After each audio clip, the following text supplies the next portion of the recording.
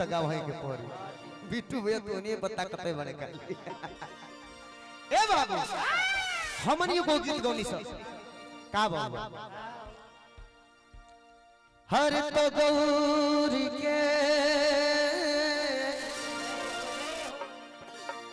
हर ललनवा ए बाबा आज जेकरा उपलक्ष्य में कार्यक्रम रखल गेल बटे महाशिवरात्रि गीत पहले उनकर ना उनकर बेटा के हुई पहले गौरी जी के लाल के मनावे के पहले तब उनकर बाबूजी के आ तब कौन देवता के कि सुमिरनवा करी तोहार सुमिरनवा हर करी तोहार हर तगौर के लगे समय कमे बम कलाकार की संख्या ज्यादा बा अब कि गौरी के लनवाए बाबा सुमिर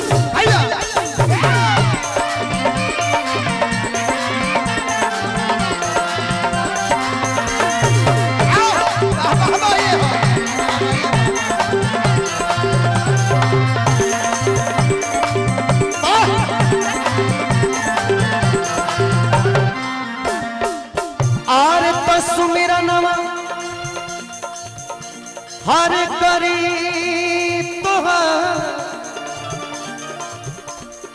ये तो एक पहचान है राजन भैया तहार कि सुमिरनवा हर करी तोहार एक गौरी के लनवा बाबा सुमिर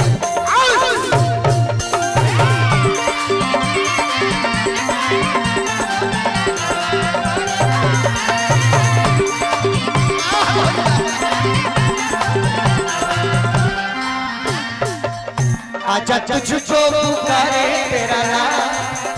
आजा तुझको पुकारे तेरा लाल आजा हमसे रोवा आजा तुझको ये के हाथों में पूजा की था ये के हाथों में पूजा आजा हमसे आजा तुझको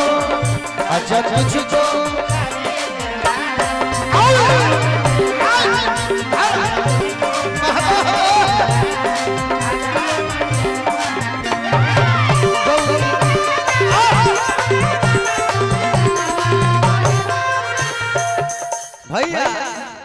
रह जाए ये हमें खेला बा ये हमें क्वालिटी हो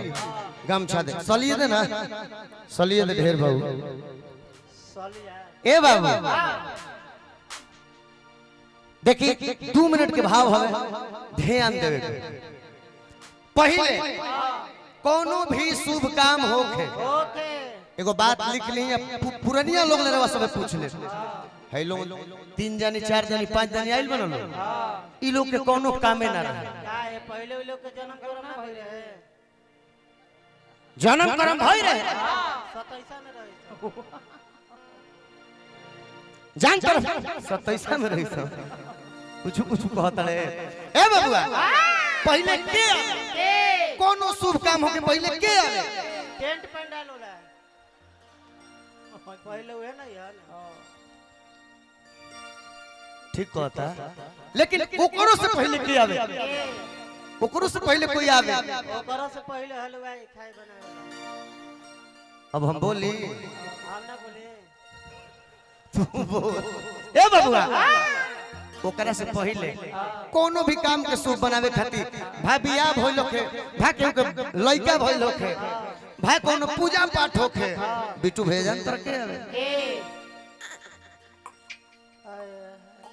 पहले छपरा वाला लोग भाई चिड़ी ना पहले छपरा जिला से चल के गोड़े गोड़े ना तो कट्ठे होना से छपरा जिला से चल के जनता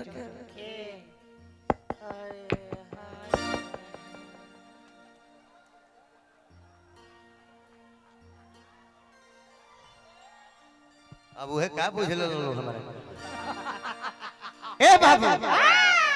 उनके आवे के तरीका दोसर होखे कैसे इतमार लहंगा झपकावत चलली है लेकिन उन्हीं के आवे के तरीका होखे क्या होखे भैया भैया टेबल एक रंग ऐसे लगाई जा हां कहीं भी आ तनी होने घुमा ना पहले बुझाता 6 महीना वो पट्टी में का रहो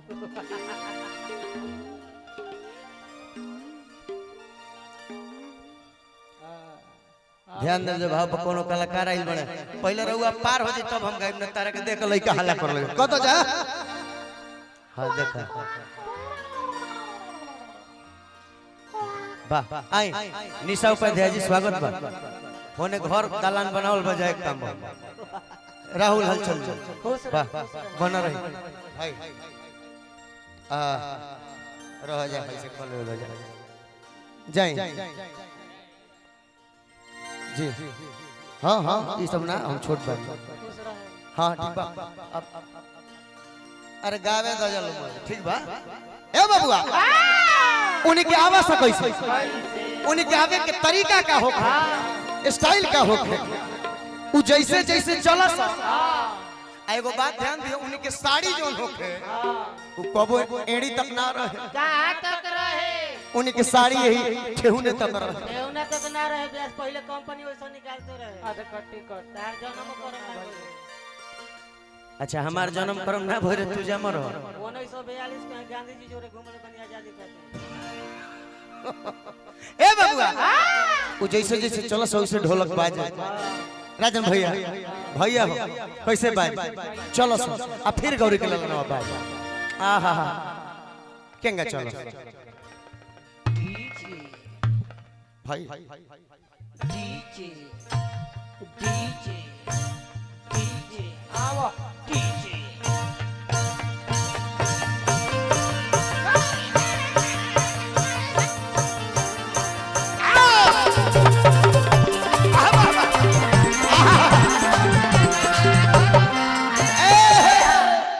तने थोड़े कह आगे कह कि आज जिन शुक्रगुजार ने हमें यहाँ बुलवाया है आज जिन शुक्रगुजार ने हमें यहाँ बुलवाया है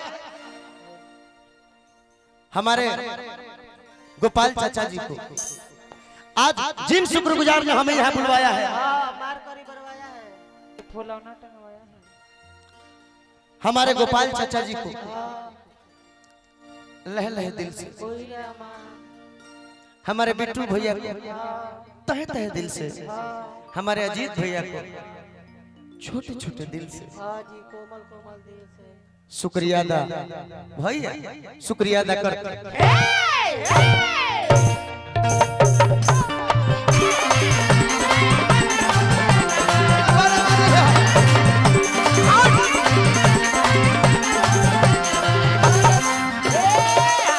बड़ी लाभ होता है इधर ए बबुआ आ गावा सा गीत कैसे गावा सा रह जा भैया गीत के गावे के ये भजने गावे के भाव का हो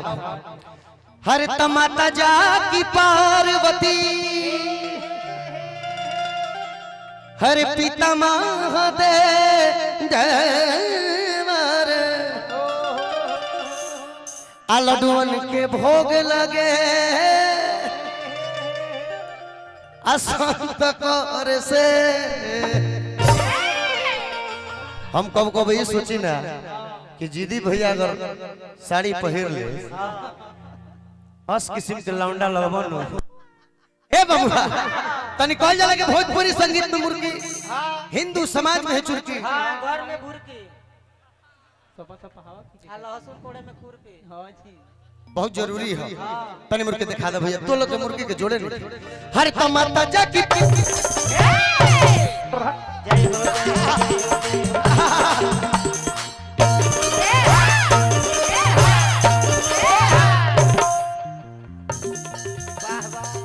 कि माता जा की पार्वती पिता महादेवा लड्डून के भोग लगे धन्यवाद धन्यवाद धन्यवाद रिद्धि सिद्धि के रिद्धि सिद्धि के सजनवा बाबा सुमिरना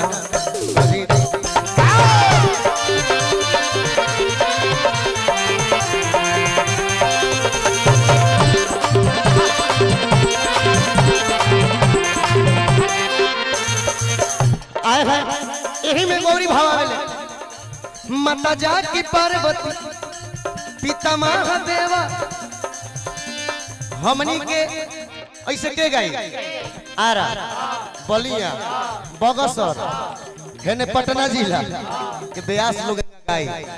लेकिन छपरा जिला के ब्यास लोग वो क्वालिटी देखावेला उ लोग के अदा ही दोसर होला यही गीत उ लोग गावे लगी ई लय छपरे से निकलल है छपरा जिला के ब्यास हरे माता जाकी पार्वती माई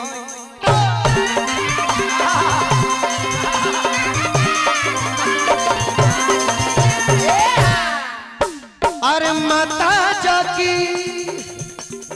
पार्वती माई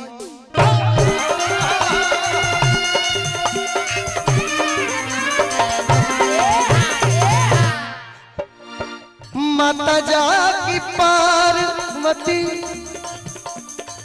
पिता महादेव लड्डूवन के भोग लागे संत करे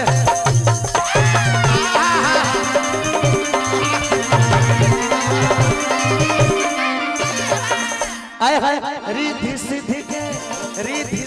के सजनवा बाबा सुमिरना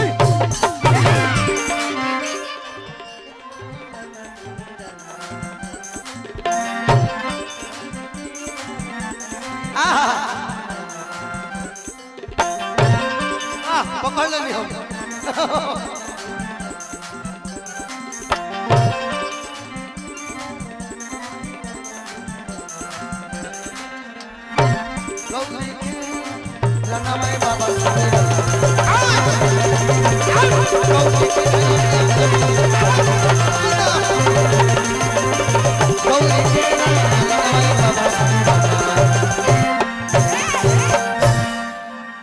अगर सुमिरन वंदना तनिको निक लागल है त एगो थपरी के सहयोग चाह